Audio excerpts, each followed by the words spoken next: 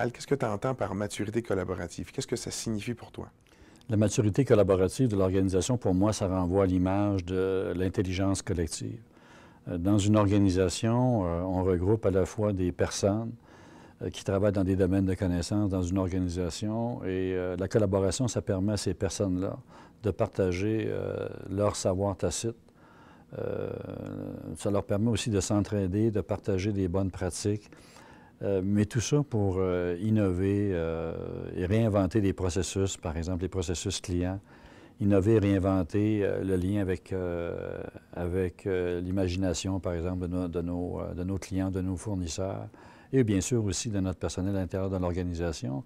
Alors pour moi, l'image la plus forte de la collaboration serait l'idée de l'intelligence collective où une organisation carbure d'abord et avant tout au partage de savoirs tacites en milieu de travail, et ces savoirs-là sont une mine de connaissances qui est sous-exploitée dans les organisations. La collaboration permet de mettre en relation ces savoirs-là et permet aussi aux gens de se connecter, de connecter leurs idées et en même temps de générer beaucoup d'innovation par ces possibilités d'apprendre en réseau. Donc, la maturité collaborative, c'est pas qu'une question d'outils, il y a autre chose?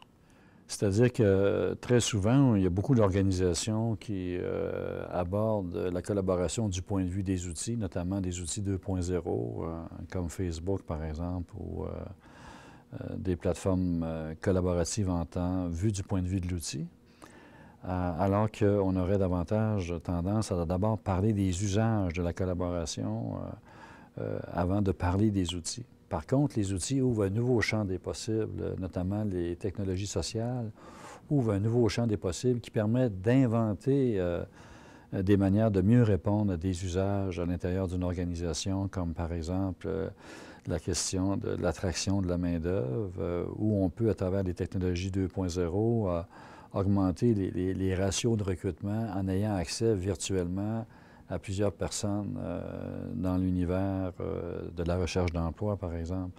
Même chose au niveau des technologies 2.0 qui permettent de réinventer la création de valeur avec nos clients au niveau de l'innovation ouverte, par exemple, dans les organisations. Mais on a tendance à penser la collaboration du point de vue des technologies 2.0. Et si on va sur Google, la plupart des articles en lien avec le terme collaboration vont porter sur les technologies 2.0. Et on a tendance à moins se questionner sur les chaînes de valeur, sur les usages collaboratifs au moyen des technologies 2.0, des technologies de médias sociaux dans les organisations. Donc, l'équilibre entre les usages et le champ des possibles technologiques, c'est fondamental pour la réussite de l'implantation de la collaboration dans les organisations. Si moi, je suis un dirigeant d'entreprise, en tant que gestionnaire, qu'est-ce que ça m'apporte de connaître mon niveau de maturité collaborative? Bien, je pense ici, en termes de mesures, ce que ça apporte, c'est trois choses. Je dirais que ça apporte trois choses. Dans un premier temps, ça permet à l'organisation de se situer elle-même sous la forme d'un tableau de bord. Donc, quelles sont ses forces et ses faiblesses, où se situent ses pratiques de gestion par rapport à l'organisation.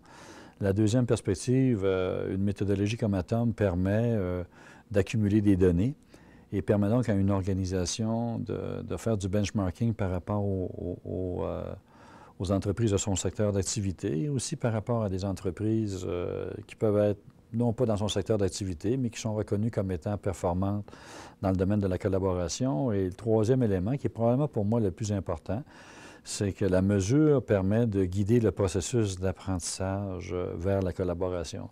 Ce qui veut dire qu'une organisation qui a son profil Atom est en mesure de mieux comprendre où elle se situe sur le continuum, quelles sont les pratiques de gestion associées à un positionnement dans le continuum, donc les pratiques de gestion collaborative, quels sont les facteurs de succès pour franchir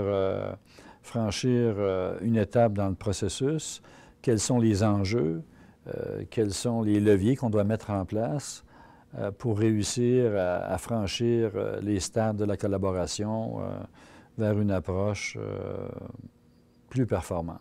Donc, pour moi, la mesure est d'abord un feedback ou un positionnement sur le processus d'apprentissage, donc un élément important dans la gestion du changement dans une organisation plus traditionnelle ou plus en modèle d'affaires, par exemple.